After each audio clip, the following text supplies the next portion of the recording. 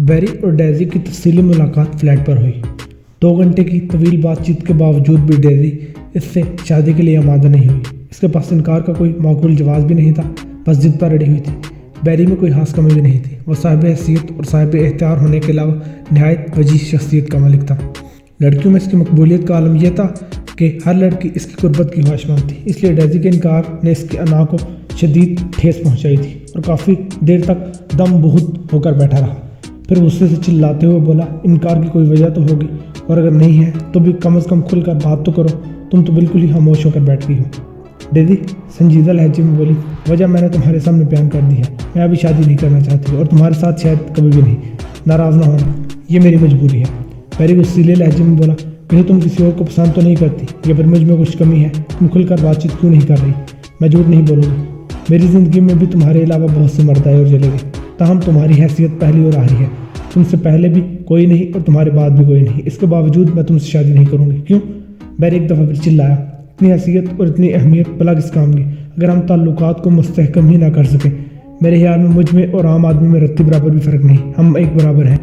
اگر تم جسمانی تعلقات کی بات کر رہے ہو تو پھر بے شک ایسا ہی ہے، لیکن محبت کی بنا پر تمہاری حیثیت میری نگاہوں میں ہر اس شخص سے زیادہ ہے جس کا تعلق کسی نہ کسی لحاظ سے مجھ سے ہے۔ اس کے باوجود بھی مجھے جسمانی تعلق کی قطعی ضرورت نہیں، ٹھیک ہے؟ بیری اس بات میں سر ہلاتے ہوئے بولا، میں تمہیں مجبور نہیں کروں گا، لیکن اس کے باوجود بھی ہماری اس دوستی پر کوئی فرق نہیں آنا چاہیے، وہ پہلے کی طرح قائم و دائم رہے گی۔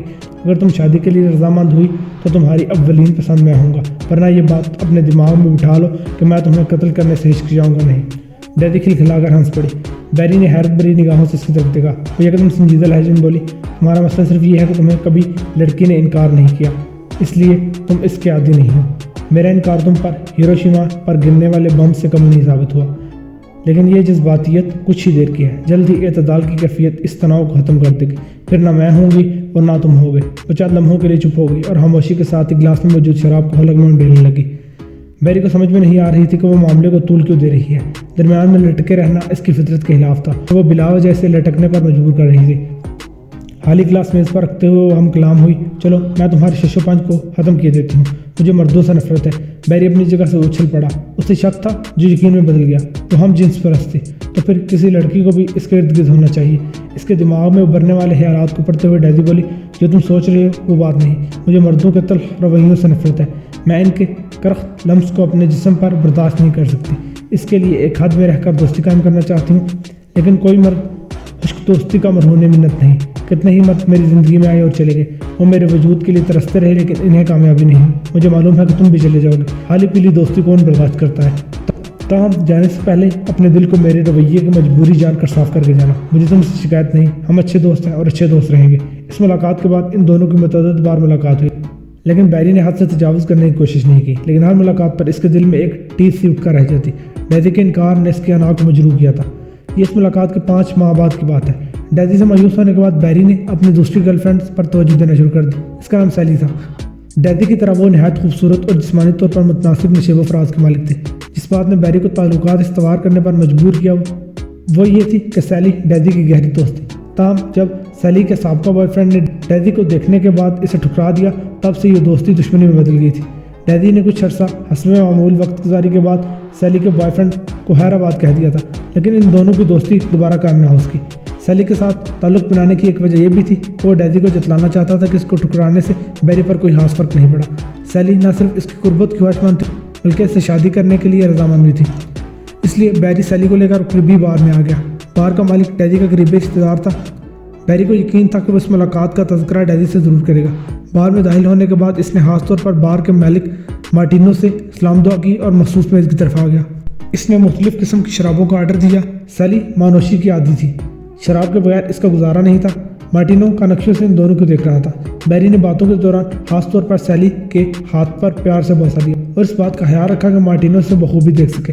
وہ اپنے مقصد میں کافی حد تک کامیاب رہا، کیونکہ وہ کاؤنٹر چھوڑ کر ان دونوں کی طرف آیا، پھر مسکراتے ہوئے بولا، میں دخل در معقولات کے لیے معافی چاہتا ہوں، لیکن تم دونوں کو اچھی طرح جاننے کی بدولت میں پوچھے بغیر نہ رہ سکا کہ ڈیزی کہاں ہے۔ اس کے سوال پر سیلی کے چہرے پر ناگواری کے تاثرات پیدا ہوئے۔ مسرت لہجے میں بولی، اس کے متعلق ہم سے زیادہ بہتر تم جانتے ہو اور تمہیں اچھی طرح معلوم ہوگا کہ وہ ان دنوں سٹ کے ساتھ رنگ رلیاں ملانے میں مصروف ہے۔ بیری کے چہرے پر ایک رنگ آ کر گزر گیا، یہ پھر اس کے لیے کسی بم سے کم ثابت نہیں ہوئی تھی۔ لیکن اس نے اپنے چہرے کے تاثرات پر فوری قابو پا لیا۔ مارٹینو طنزیہ لہجے میں بولا، رنگ رلیا تو تم بھی بنا رہی ہو، ذرا اپنے گربان میں جھانکو، ڈیزی تم سے کئی درجے بہتر ہے کیونکہ وہ جلد سڈ سے شادی کرنے والی ہے۔ پیری کے سر پر اب کی دفعہ صحیح معنوں میں بم گرا، وہ تقریباً گائل ہو کر رہ گیا۔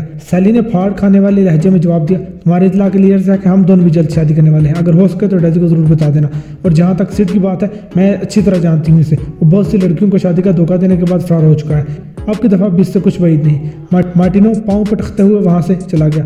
ڈیزی کے تذکرے پر سیلی کا موڈ درہم برہم ہو کر رہ گیا تھا۔ اس نے غصیلے لہجے میں کہا، وہ ایک ماہ سے زیادہ کا عرصہ ہونے کے باوجود سڈ کے ساتھ تعلق رکھے ہوئے ہے۔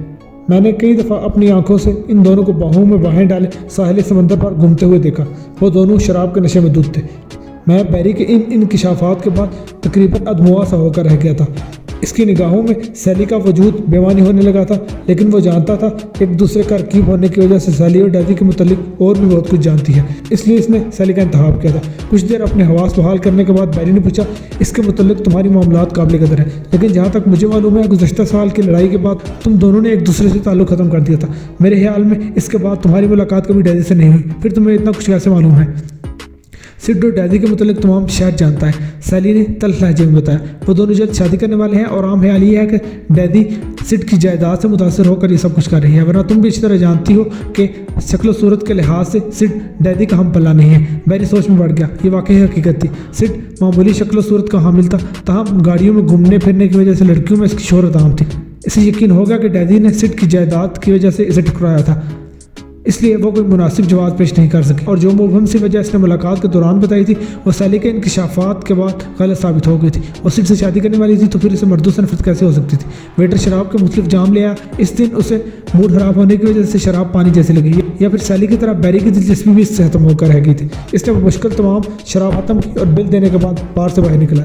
اگلے سنڈے وہ دوبارہ ڈیزی کے فلیٹ پر گیا، چھٹی ہونے کی وجہ سے وہ خواب بہر گوشت کے مزے لوٹ رہی تھی۔ متواتر گھنٹے بھی جاتے رہنے کے بعد کہیں جا کر اس نے بیزاری کے ساتھ دروازہ کھولا۔ اس کے چہرے پر بال بکھرے ہوئے تھے اور وہ شب خوابی کے لباس میں ملبوس تھی۔ بیری کو سامنے کھڑا دیکھ کر اس کے چہرے پر ناگواری کے تاثرات پیدا ہوئے، تاہم وہ بولی کچھ نہیں اور اس سے اپنے پیچھے آنے کا اشارہ کرتے ہوئے سٹنگ روم کی طرف گئی۔ بیری صوفے پر بیٹھ گیا اور وہ لباس تبدیل کرنے کے لیے دوسرے کمرے کی طرف چلی گئی۔ اس کے بعد بیری نے تنقیدی نگاہوں سے سٹنگ روم کا جائزہ لیا۔ میز پر سگار کا ڈبہ رکھا ہوا تھا اور بچہ اس بات سے آگاہ تھا کہ سگار پینا سڈ کے مشاغل میں شامل تھا۔ یقیناً وہ گزشتہ رات ڈیزی کے فلیٹ میں تھا۔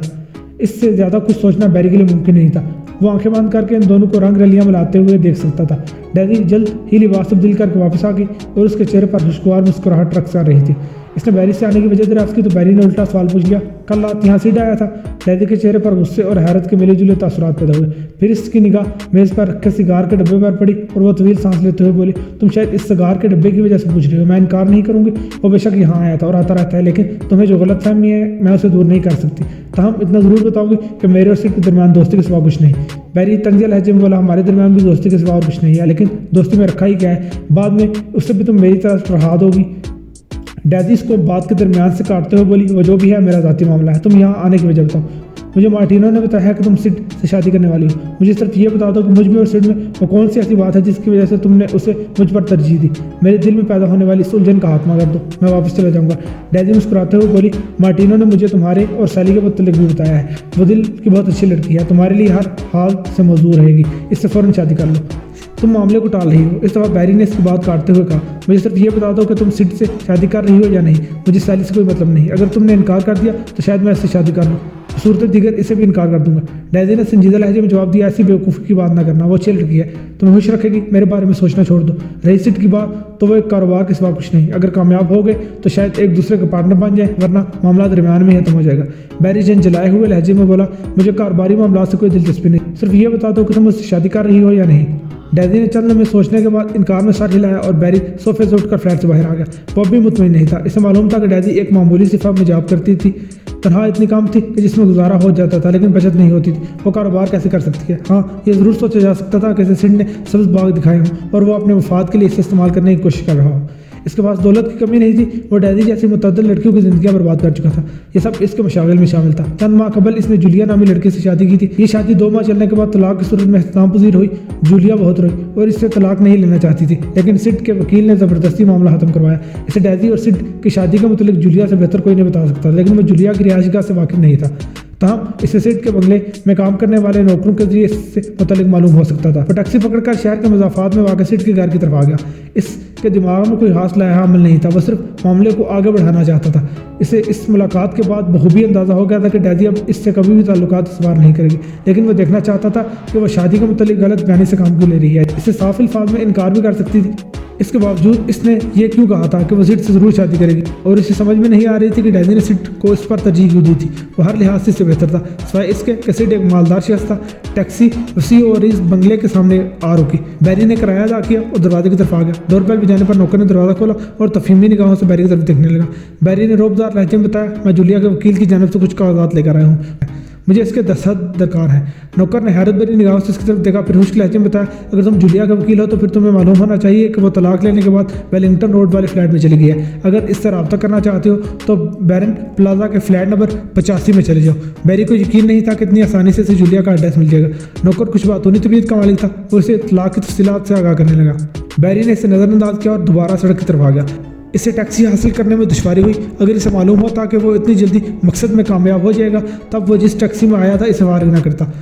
کچھ آگے جا کر اسے بلائی ٹیکسی مل ہی گئی اور اس نے ڈرائیور کو ویلنگٹن روڈ کے بیرن پلازا کی طرف چلنے کے لیے کہا۔ خود پچھلی سیٹ پر دراز ہو گیا، وہ شراب کے پیچھے بھاگ رہا تھا۔ نہ جانے اسے کیا ہو گیا تھا۔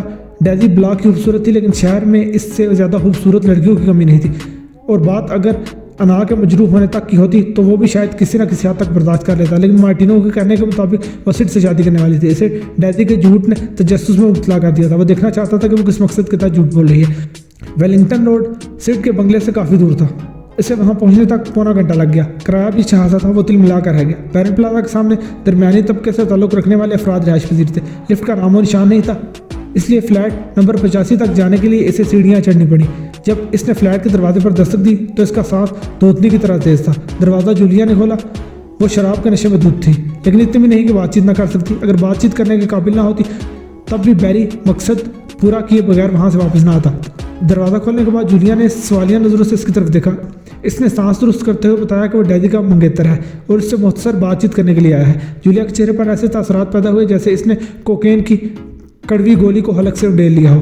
اگر وہ تمہاری منگیتر ہے تو میرے سابقہ شوہر پر قبضہ جمائی کی بیٹھی ہے، اسے تمہارے ساتھ تمہارے فلیٹ میں ہونا چاہیے۔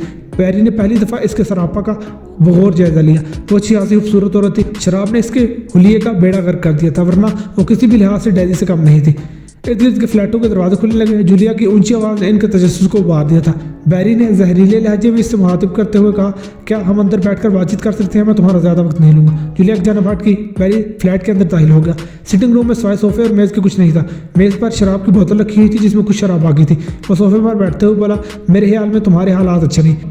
سٹ سے طلاق کے بعد تمہیں ماہانہ خرچ کے طور پر اچھی خاصی رقم مل جاتی ہوگی، تمہارا گزر و بسر بآسانی ہو جانا چاہیے۔ جولیا نے تل لہجے میں کہا، چند ماہ تک باقاعدگی کے ساتھ ماہانہ خرچ ملتا رہا، پھر اس نے بند کر دیا۔ اب میرے پاس اتنی رقم نہیں کہ میں وکیل کو فیس دے کر عدالت سے رجوع کروں۔ بیری نے پوچھا، پھر شراب نوشی کا خرچہ کیسے برداشت کرتی ہو؟ اس پر تو ماہانہ اخراجات سے بھی زیادہ کا خرچہ آتا ہوگا۔ جولیا کے چہرے پر ایک رنگ سا کر گزر گیا۔ بیری نے نادانستگی میں اس کی دکھتی رگ پر ہاتھ رکھ دیا۔ اس نے درد بھرے لہجے میں بتایا، میں اپنا جسم فروخت کرتی ہوں، تاہم صرف اسے جو سٹ کے قریبی دوستوں میں ہو، تاکہ اس کا ہلکا احباب میں رسوائی کا سبب بن سکوں۔ اس کے تمام دوست پیسے والے ہیں، وہ مجھے اتنے دیتے ہیں کہ جن سے نہ صرف میرے اخراجات پورے ہو جاتے ہیں بلکہ شراب کا خرچہ بھی برداشت ہو جاتا ہے۔ شاید اسی لیے سٹ نے ماہانہ اخراجات کی مات بھجوائی جانے والی رقم بند کر دیا ہے، لیکن مجھے اس کی ضرورت بھی نہیں ہے۔ اس کے دوست یار میرے لیے کافی ہیں۔ بیری کو خیال آیا کہ وہ اصل بات سے ہٹ چکا ہے، اس لیے واپس مقصد کی طرف آتے ہوئے بولا، مجھے اس کے چند دوستوں کی زبانی معلوم ہوا کہ وہ ڈیزی سے شادی کرنے والا ہے، لیکن یہ اطلاع حتمی نہیں ہے کیونکہ ڈیزی نے مجھ سے اب تک علیحدہ ہونے کی بات نہیں، ہو سکتا ہے مجھ سے چھپا رہی ہو اور شادی کرنے کے بعد مجھے رشتے کے متعلق بتانا چاہتی ہوں۔ میں اسے اس کا موقع نہیں دینا چاہتا، اس لیے معلومات حاصل کر رہا ہوں۔ جولیا نے شراب کی بوتل کا ڈھکن کھولا اور دعوت دینے والے انداز میں بیری کی طرف دیکھا۔ اس نے انکار میں سر ہلا دیا۔ ایک لمبا گھونٹ بننے کے بعد وہ ہم کلام ہوئی، مجھے تم سے دلی ہمدردی ہے کیونکہ وہ دونوں واقعی شادی کرنے والے ہیں۔ اگر تمہیں یقین نہیں تو پادری نکلسن سے تصدیق کر سکتی ہو۔ وہ چند لمحوں کے لیے خاموش ہوئی اور دوبارہ شراب کو گھونٹ بھرنے کے بعد تلخ لہجے میں بولی، کسی بھی رشتے پر اعتبار کرنا حماقت کے علاوہ کچھ نہیں۔ میں نے کر کے دیکھا، اس رشتے نے مجھے جسم بیچنے پر مجبور کر دیا، لیکن تم جس سے رشتہ استوار کرنے کے متعلق سوچ رہے ہو وہ بالکل بھی اعتبار کے قابل نہیں۔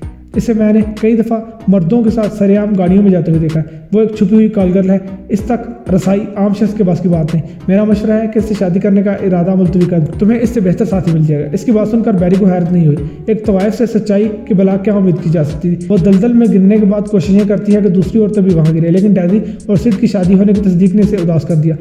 پادری نیکلسن کو بھی وہ اچھی طرح جانتا تھا اور اسے یقین تھا کہ سڈ نے واقعی اس سے رابطہ کرنے کی کوشش کی ہوگی۔ بیری نے ایک دفعہ اسے چرچ کے گرد منڈلاتے ہوئے دیکھا تھا۔ وہ اٹھ کر فلیٹ سے باہر آ گیا۔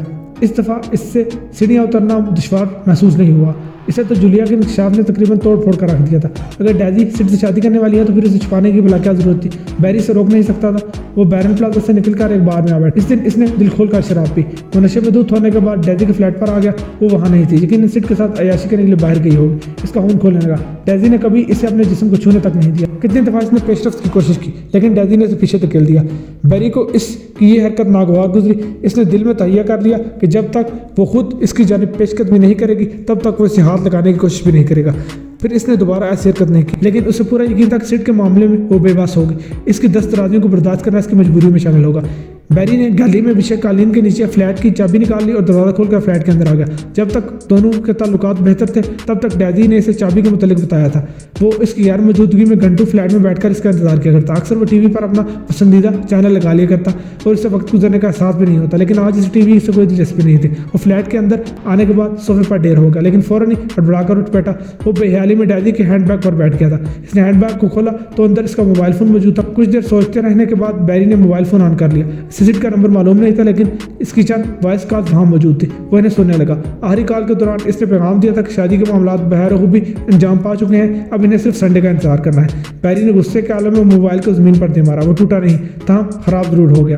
اس نے دونوں ہاتھوں سے اپنا سر پکڑا اور صوفے سے اٹھ کھڑا ہوا۔ اسے دوبارہ شراب کی حاجت محسوس ہونے لگی۔ سڈ بھی شراب نوشی کرتا تھا۔ اس کی تواضع کے لیے ڈیزی نے ضرور شراب فریج میں رکھی ہوگی۔ یہ سوچ کر وہ کچن میں رکھے ہوئے فریج کی جانب بڑھ گیا۔ وہاں واقعی 2 بوتلیں پڑی ہوئی تھی۔ اس نے ایک بوتل اٹھائی اور پینے لگا۔ نشہ گہرا ہونے پر وہ سٹنگ روم کے صوفے پر ڈھیر ہو گیا۔ اب اسے ڈیزی کا انتظار تھا۔ رات کو 2 بجے کے بعد دروازہ کھلنے کی آواز نے اسے متوجہ کیا۔ پہلے تو اسے کچھ سمجھ میں نہیں آئی کہ وہ کہاں ہے، لیکن ڈیزی کی آواز نے جلدی اس کے حواسوں کو بیدار کر دیا۔ اس نے صوفے سے اٹھتے ہوئے دروازے کی طرف دیکھا۔ وہ دونوں دروازے میں کھڑے تھے۔ گیلری سے اندر آنے والی روشنی میں سب کچھ صاف دیکھ سکتا تھا۔ سڈ ڈیزی کو گلے لگا کر بے اختیار چوم رہا تھا۔ وہ سرشار ہو جانے والے وجود کے مانند بے خود ہو رہی تھی۔ بیری کے دماغ پر چھانے والا شراب کا نشہ ہرن ہونے لگا۔ حواس بھی چاق و چوبند گھوڑے کی طرح مستعد ہو گئے۔ فلیٹ کا دروازہ اس کی پشت کی جانب تھا اور وہ صوفے کی آڑ میں لیٹا ہوا تھا۔ فلیٹ کی 2 چابیاں تھیں۔ ایک کو ڈیزی اپنے گریبان میں محفوظ رکھتی تھی اور قالین کے نیچے رکھی ہوئی چابی دوست احباب کے لیے مختص تھی۔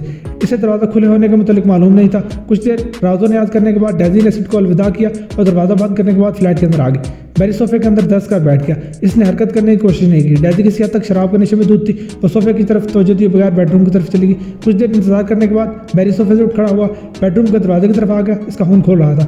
جس انداز میں ڈیزی نے سڈ کے بوسے کا خیر مقدم کیا تھا، اسے دیکھ کر بیری کو سڈ پر رشک و حسد محسوس ہونے لگا۔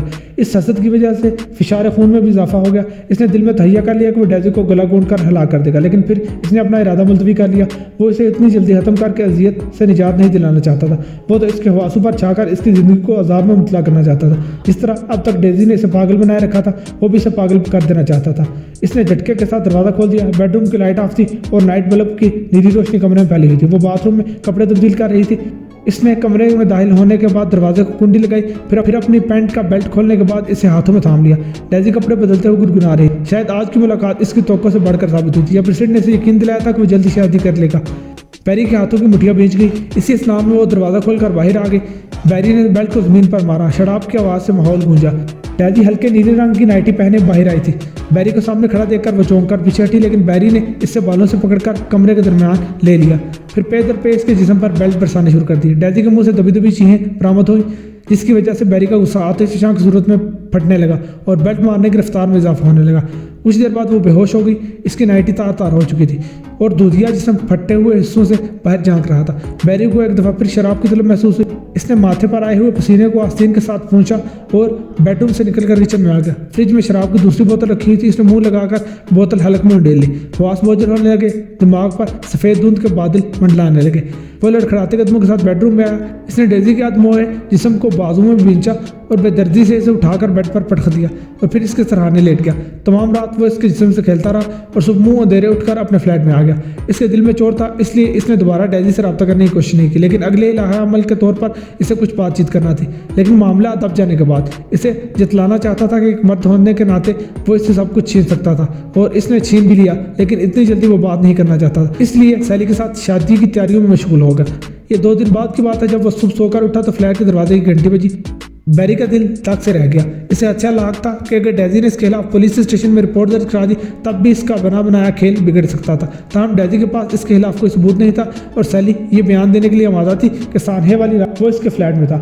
इसने आगे बढ़कर दरवाज़ा खोल दिया तो सामने खड़ी थी। इसके चेहरे पर जा बजा हराशों के निशान थे और आंखों के गिर्द से हल्के उभरे हुए थे। ऐसा मालूम होता था कि जैसे वो इन दो रातों के दरमियान सोई ना हो। होंठ खुश्क पंखड़ियों के माने सूख कर एक दूसरे में पेवस्त हो गए थे। दरवाज़ा खोलने पर वो उसे धकेलते हुए अंदर आ गई और सोफे पर ढेर होते हुए बोली, मेरे सामने बैठ जाओ, मैं तुमसे चंद बातें करना चाहती हूँ। हो सकता है शाम को फ्लाइट से मैं न्यूयॉर्क चली जाऊँ और शायद इसके बाद हमारी दोबारा मुलाकात ना हो सके। बैरी को इसकी हालत देखकर बहुत खुशी महसूस हुई। कुछ दिन पहले ऐसी ही हालत से वो दो चार था। वजह डेजी थी, लेकिन अब इसने अपना बदला ले लिया था। इसे मालूम था हालात से आगाही के बाद सिड ने इसे धत्कार दिया होगा, इसलिए वो शहर छोड़कर न्यूयॉर्क जाने वाली थी। बैरी इसके सामने सोफे पर बैठते हुए नर्म लहजे में बोला, मैं अपने रवैये पर नादिम हूँ। इस रात मैंने तकरीबन 2 बोतलें शराब पी ली थी और मुझे मालूम नहीं था कि मैंने उस रात क्या किया, लेकिन जो कुछ भी हुआ उस पर मुझे अफसोस है। वो चुप हो गया। इससे अपनी चापलूसी भरे रवैये पर हैरत महसूस हो रही थी। वो इतना मुनाफिक कभी भी नहीं था, लेकिन हालात ने इसे बना दिया था। इसके ज़ाहिर और बातन में जो तजाद पाया जाता था, इसमें काफ़ी हद तक अमल दखल डेजी का भी था। इसने बैरी के मामले में हक तलफी की इंतहा कर दी थी। अपने 1.5 साल रफाकत के दौरान इसने बैरी को छूने की इजाज़त भी नहीं दी थी और सिड के साथ गुलछर्रे उड़ाती रही। डेजी की पुरमज़दा आवाज़ सुनाई दी, तुमने जो भी किया अपनी सोच को मद्देनजर रखते हुए किया। मुझसे गलती ये हुई कि मैंने तुम्हें हालात से आगाह न किया और मुझे मलाल इस बात का है कि तुमने मुझ पर तशद्दुद किया या फिर मुझे बेजा हवस का निशाना बनाया। अफसोस तो इस बात का है कि तुमने सब कुछ अपनी मर्जी से किया और मेरी मर्जी पूछने की कोशिश भी नहीं की, वरना मैं ज़रूर तुम्हें अपने ऊपर होने वाले मजालिम से मुतल्लिक बताती। बैरी ने इसकी हालत से लुत्फ़अंदोज़ होते हुए कहा, यकीनन मुझे तुमसे तुम्हारी मर्जी दरियाफ्त कर लेनी चाहिए थी, लेकिन मैंने तुम्हें बताया है ना कि उस रोज़ मैं शराब के नशे में धुत था और मुझे कुछ भी पता नहीं चल रहा था कि मैं क्या कर रहा हूँ। मुझे ये भी मालूम है कि इस वाक़े के असरात तुम्हारी अज़वाजी ज़िंदगी पर मुरतब हो गए। मैं इसके लिए सिड से भी माफ़ी मांगने के लिए तैयार हूँ। डेजी बोली, इसे इस वाक़े के मुतालिक कुछ मालूम नहीं। दरहकीकत हम दोनों के दरमियान ऐसा कुछ हुआ ही नहीं जैसा तुम या फिर और लोग सोच रहे होंगे। मुझे सिर्फ इतनी रकम की ज़रूरत थी जिसके ज़रिए मैं अपने आने वाले अज़ियतनाक दिनों को बेहतरीन तरीके से गुजार सकती, इसलिए मैंने सिड का दिल खुश करने की कोशिश की और किसी ना किसी हद तक कामयाबी हुई। आज मेरे अकाउंट में इतनी रकम मौजूद है कि मैं चंद साल कोई भी काम किए बगैर आराम और सुकून से ज़िंदगी गुजार सकती हूँ, लेकिन मुझे तुम्हारी फिक्र खाई जा रही थी। आखिर कोई तो ऐसी वजह थी जो तुम्हारे जैसे मुखलिस और खूबरू इंसान को मैंने अपना कुर्ब देने से इनकार कर दिया। तुम्हें इसके मुतालिक पूछना चाहिए था। बैरी की खुशी परेशानी में तब्दील होने लगी। डेजी चंद लम्हे खामोश रहने के बाद दोबारा हम कलाम हुई। आज से चंद माह कबल मुझे एड्स जैसी मूजी बीमारी लायक हो गई। मुझे इसका यकीन नहीं था, लेकिन डॉक्टर ने रिपोर्ट में इसकी तस्दीक कर दी। बैरी को अपने सर पर हैरत का पहाड़ टूटता हुआ महसूस हुआ। वो एक पूरी रात इसके साथ बिस्तर कर चुका था और इस बात में कोई शक नहीं था कि मूजी मर्ज ने इसे भी अपने हिसाब में ले लिया होगा। डेजी दोबारा बोली, मुझे इस बात से कोई सरोकार नहीं कि मेरी कुर्बत की वजह से सिड को भी मर्ज लाक हो गया हो, लेकिन वो इसका हकदार था। मेरी दुआ है कि तुम हमेशा सेहतमंद रहो। हो सकता है तुम पर मेरी कुर्बत का कोई असर न पड़ा हो, ताहम फिर भी अपना चेकअप फ़ौरन करा लो। मैं कल ही तुम्हारे पास आना चाहती थी, लेकिन तुमने मुझ पर इतना तशद्दुद किया कि तमाम दिन अपने जहन सेंकती रही। आज हालत बेहतर हुई तो यहाँ आ गई। मैं तुम्हारा दिल दुखाया, इसके लिए मैं माफ़ी मांगती हूँ और एक दफ़ा फिर इल्तिजा करती हूँ कि फ़ौरन से बेशतर अपना चेकअप करा लो, वरना तमाम ज़िंदगी अपने आप को माफ़ नहीं कर पाऊंगी। ये कहकर वो उठकर फ्लैट से बाहर आ गई। बैरी को अचानक अपने जिस्म में शदीद कमज़ोरी का एहसास हुआ। वो चकरा कर सोफे से नीचे गिर गया। यकीनन इसे छूत का वो मर्ज लाहक हो गया था जिसका कोई इलाज नहीं था।